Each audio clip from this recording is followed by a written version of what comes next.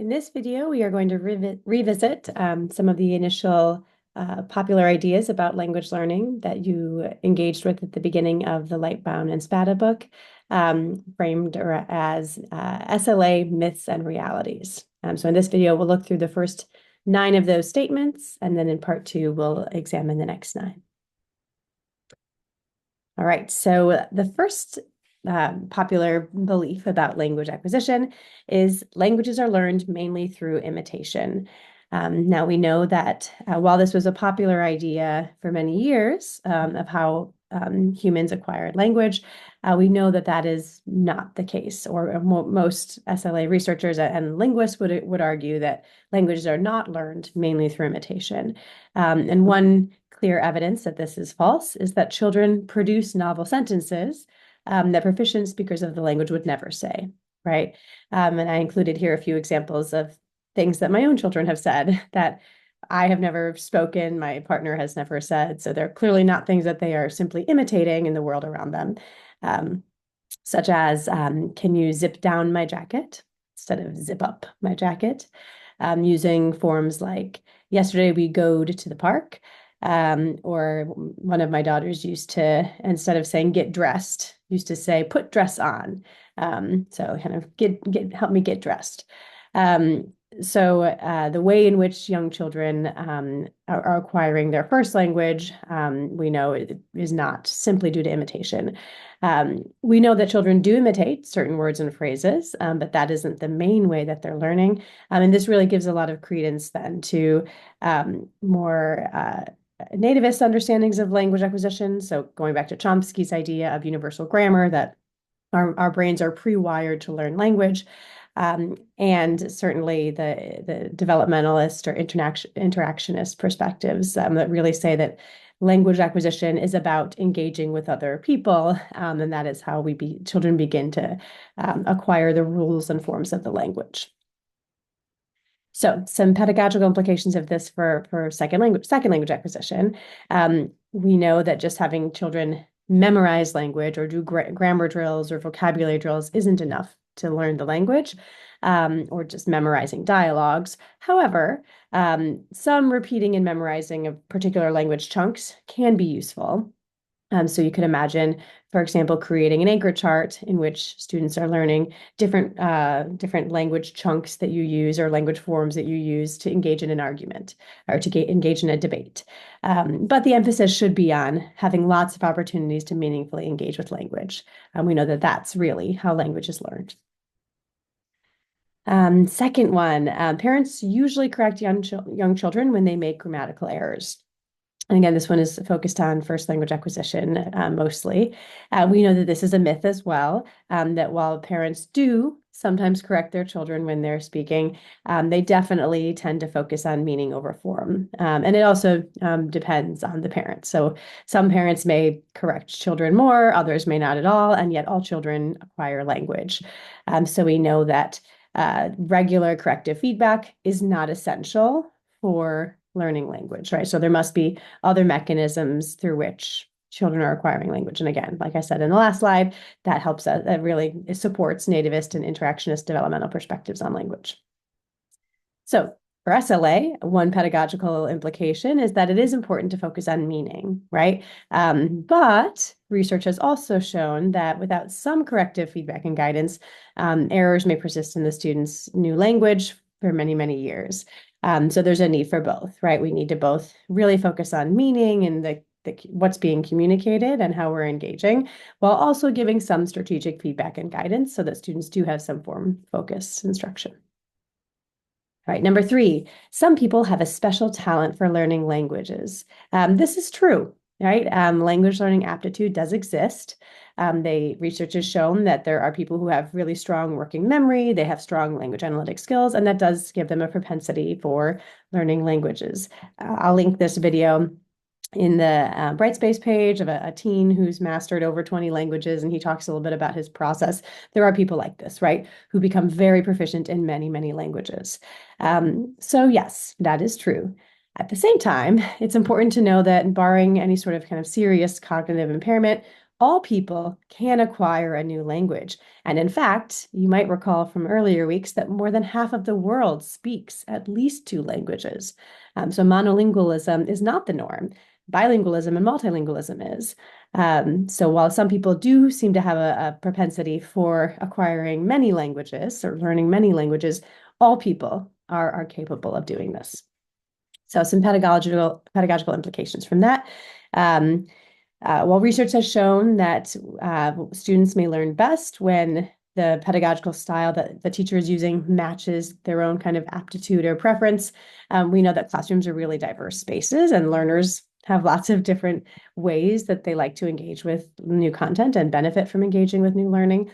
So what it means in practice is making sure to provide access to a range of different approaches to language learning is important. And we've talked about that a little bit in this course. So thinking about how you can provide access visually, through sound, by practicing some of those kind of meaningful chunks of language, engaging in group activities, that it isn't enough to just use one approach because you have so many different students in the classroom who are going to have different ways that they approach language acquisition. Number 4, the most important predictor of success in SLA is motivation. So we know that this is false, right? That motivation certainly matters. It plays a big role, but it isn't the most important predictor of success. There's many, many factors that impact students' motivation, and some of them are outside of the learner's control. We've talked quite a bit in this course about different constraints that students might encounter, whether they are constraints related to time, how much time the learner is able to spend learning the language, constraints related to the way that they are perceived in the world or perceived in the spaces where they're learning a language. So when we talked about, racial linguistic ideologies, thinking about how learners are viewed by the people around them can impact their motivation to learn and also their access to learn, right? There were some examples provided in the text about how adult learners are sometimes seen as less successful than younger learners, but that might not be that because they're less motivated. They might have constraints of not having as much time to spend learning the language, not having as many opportunities to use the language. It could relate to the similarities and differences between the learner's first language and the new language that they're acquiring. And we know that when languages are more similar, it is easier to acquire them, right? That it's more difficult when the languages are more dissimilar. So many, many factors can impact how successful someone is with learning a language. We also learned about this idea of investment, which I find to be more helpful than motivation because it does help us shift from focusing on the learner and their own internal reasons for wanting to learn the language to really thinking about that in relation to the environment, right? So what is causing the learner to invest or not invest in learning the language? And that could be, their own personal understandings and beliefs, but also could be the different constraints or lack of constraints that they are encountering in the learning space or in the environment, even outside of the classroom. So that helps kind of broaden the way that we think about motivation, certainly as one factor, but not necessarily the most important and not only something that is internal to the learner. So pedagogical implications. First of all, create a positive and affirming learning environment to help support some of that motivation or support some of that investment. I always think that it's important to find out students' reasons for language learning. Some students are choosing to learn a language, some students are not, right? And in either group, there could be different reasons for that they might see for acquiring the language. So finding out their reasons why and working to cultivate some investment so they can start to think about what learning that language will afford them, I think is really important. And also for teachers to critically analyze the language learning environment. So thinking about, how does this space, how do the policies and practices of this space support my students who are learning a new language or not? So one example for an English medium classroom is, do my students see themselves in this space? Do they see their home languages represented in some way and seen as an asset for their learning, not as a problem that we're trying to eradicate, right? So thinking about the way that we construct classrooms that can be affirming spaces or not affirming spaces for the students within them. Right, number 5. The earlier a second language is introduced in school programs, the greater the likelihood of success in learning. So this is is a myth because not necessarily. It depends on some factors, right? So beginning early doesn't necessarily mean that a child or a person will have more success in language learning. We do know that adults can be very successful, and people who learn a language later in high school or beyond can be very successful. We also know that some early programs, if they're just providing an hour of language support each day or each week, that a student might actually become frustrated by the slow progress they're making and because they might not see much progress. So early doesn't necessarily mean success. It depends on the way the program is structured, and it depends on how much exposure the learner has.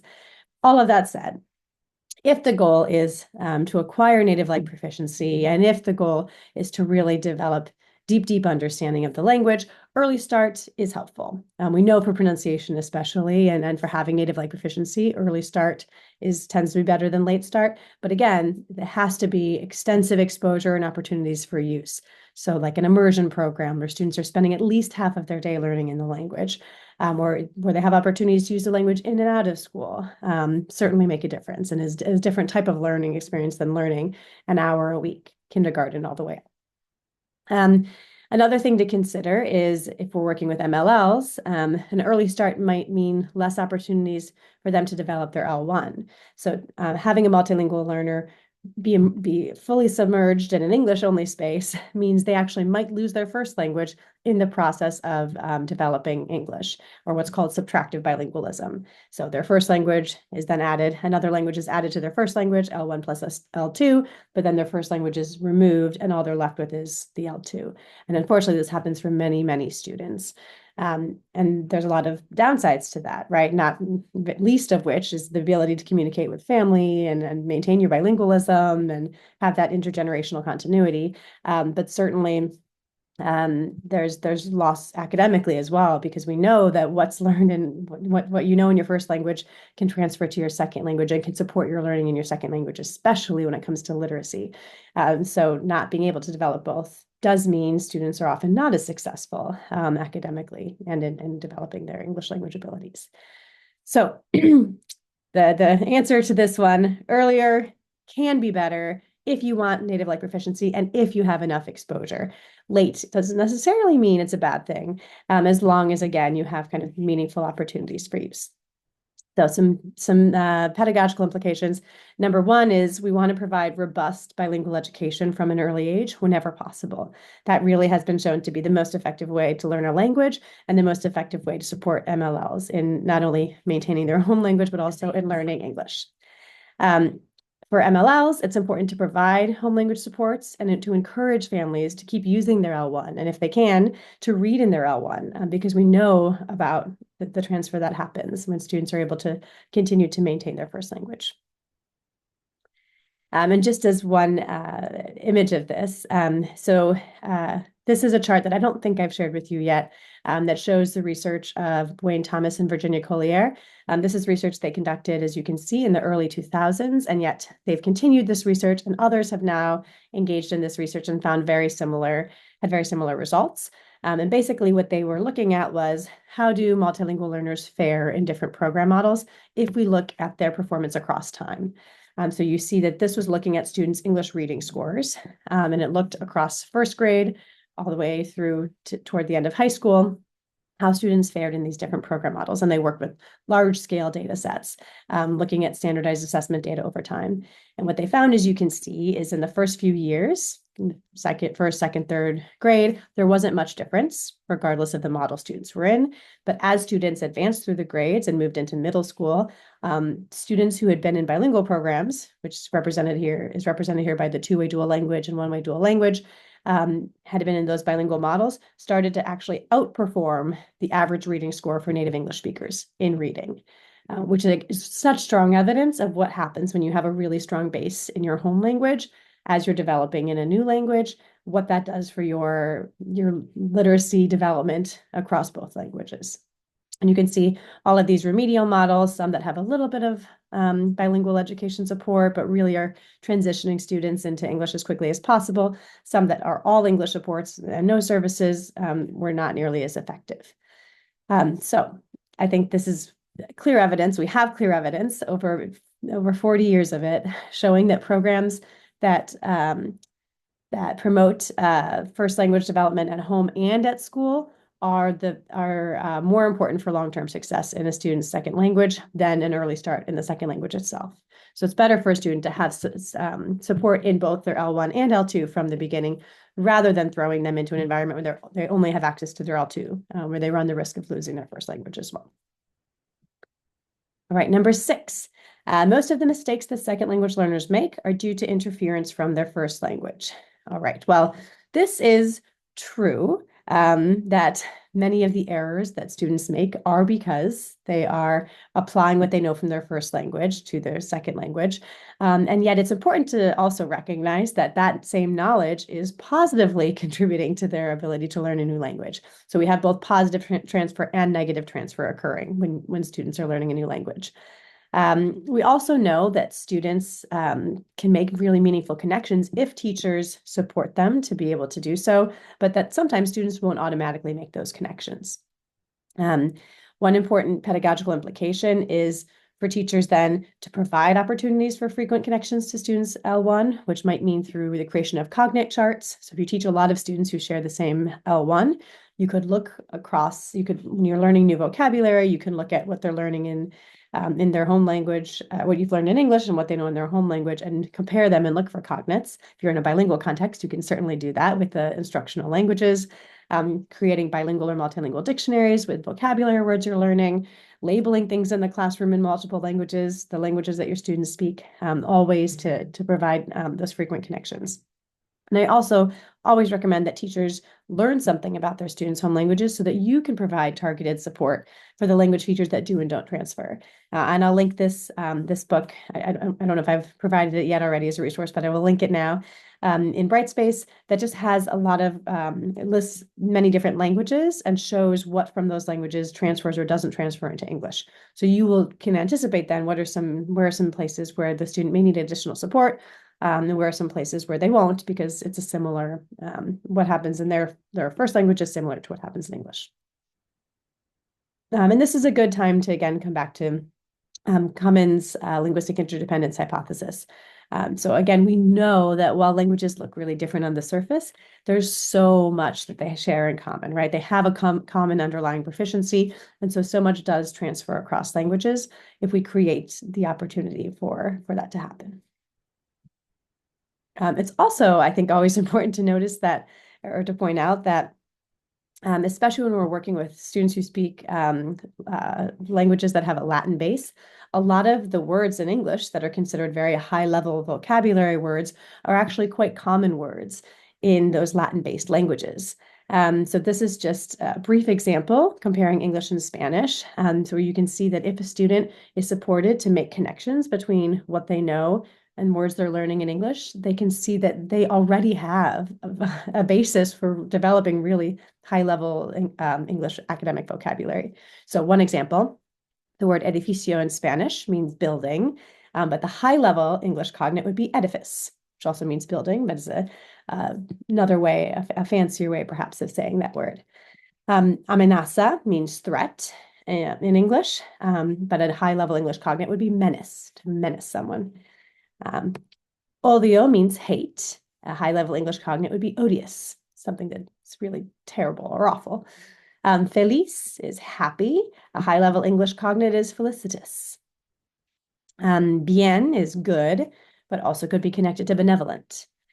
Arrepentido means sorry, but also could connect to repentant and penitent. And finally, acordar means to agree, but could be connected to the word accord, to be in accord with someone, right? So again, it's amazing how much connection there is, especially between English and Latin languages. English is a Germanic language, but it draws heavily from a Latin-based vocabulary, especially for some of these more scientific words or academic words. 30 to 40% of the words across English and Spanish are cognates. So helping students to make these connections can help boost their vocabulary, and also I think can help flip the narrative a little bit on, which language is the more prestigious language. And if you know these words in Spanish, you already have access to all of these words in English. And so instead of thinking it as a problem, to be coming into the classroom with these other languages than English, really recognizing it as an amazing resource and a way to deepen and learn, deepen students' knowledge of the language. All right, number 7, the best way to learn new vocabulary is through reading. So this is true, but as Lightbound and Spada note, there's more to the story. So we know that students can learn a lot of vocabulary through reading, but that doesn't just mean we throw any books at students. The text should be interesting. Learners should feel important to the students that are reading them. And it's also helpful for teachers to plan instructional supports around the text to help guide vocabulary development so students can retain the new words that they're learning. Many of you who teach young learners especially may know this already, that text to be comprehensible for students, the percentage that we tend to use to talk about books are that learners should know at least 95% of the words on the page in order for it to be independent reading. So we also need to think, okay, how can I provide something that is interesting and grade level appropriate, but also is comprehensible? But I do want to add my own caveat to that. So yes, that is a good guideline for, is this a text that would be at comprehensible input for this student, but also that doing 1 or 2 reading assessments and finding out what the student's level is and then giving them a text at that level isn't always a good measure for if it's comprehensible, because it also matters what students already know about the topic, what background knowledge they bring to the content, because they might be able to comprehend a book that seems and like it's a higher level, if that is the case. And I have my own example here of a student that I taught when I was teaching 2nd graders in Texas. This is Juan Carlos, who was a newcomer from Mexico. And when students had to choose an independent book to read that they then presented to the class as a part of a book report that we did in my class, he chose a book that was far beyond his official level as I had measured it through assessments. And I was hesitant to let him use the book, but he gave an incredible presentation. And part of the reason why is because he knew how to read in Spanish and he loved dinosaurs. He was obsessed with dinosaurs. He knew all of their names in Spanish. And so he was able to access a text that was more advanced than I would have selected for him because he had a lot of the background knowledge that he brought to the text. And a lot of the words were very similar in English and Spanish, so he was able to comprehend the text. So something to think about as you're figuring out what it means to support your students to develop new vocabulary through reading. So I mentioned some of these already. Pedagogical implications: provide many opportunities for reading engaging texts in the second language, plan targeted vocabulary supports, and choose texts for learners that are on level, which can vary depending on the topic. So thinking about how you might differentiate text for students is important. Number 8. It is essential for learners to be able to pronounce the individual sounds in the second language. So this is a myth. It's obviously wonderful if learners can learn to pronounce individual sounds, but that's not a way to really approach second language acquisition. We know that for students, for learners to make themselves understood, it's more important that they focus on phrasing and stress patterns. So if they're asking a question, that intonation goes up at the end. So learning how to appropriately stress words in a sentence is more important for being understood than nailing the exact pronunciation. Also, when it comes to pronunciation, there's a lot of variety within languages. Excuse me. I remember after we had moved to Rhode Island, we'd been here for about 2 months. And one day my daughter came home from school and started singing "Who Stole the Cookie from the Cookie Jar?" And it was the first moment I realized she had begun to pick up a Rhode Island accent, right? In Rhode Island, they speak differently. People speak differently here than Chicago, where I'm from, or Colorado, where we were living before we moved here. So pedagogical implication of this is that it's important to focus on supporting students to be able to be understood in interaction, or what is often termed communicative competence, as opposed to focusing so much on the nuance of the pronunciation.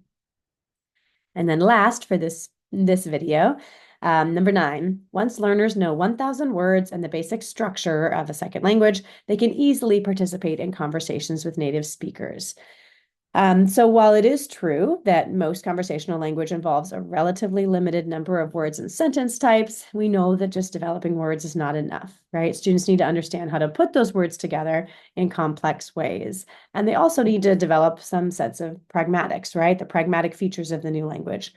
So some of the examples that were given in your book were how to show respect, how to apologize, how to make a request.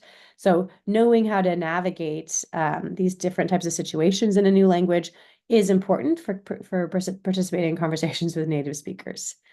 So some important implications are teachers should teach pragmatic features of language. So supporting students to think about how would you make a request, right? Or how would you send an email, for example, if you're writing an email to your teacher or your professor. And to also kind of think beyond words, right? So to continue to provide supports and access to words, but also sentence and discourse levels of language. And it's also important to note that if a learner has mastered about 1,000 words, they're at this kind of emerging or early production level of SLA, if we consider our 5 stages, right? So can they carry on a conversation? Somewhat, but they haven't quite gotten to speech emergence, the developing stage, and that requires some time and some additional practice. We also know that if the learner has acquired 1,000 words, they've probably been spending about a year learning, and it can take 1 to 3 years to develop strong communicative skills in a new language, and 5 to 7 years to develop academic proficiency in a new language. So we know that these things take some time, right? And so just getting to the 1 year mark, you might not quite be there yet. All right, so that is the end for this video. Hopefully this has been a good summary and synthesis of some of what you read for this week and some of what we've learned thus far. Go ahead and watch part 2, where I'll tackle the next 9 statements.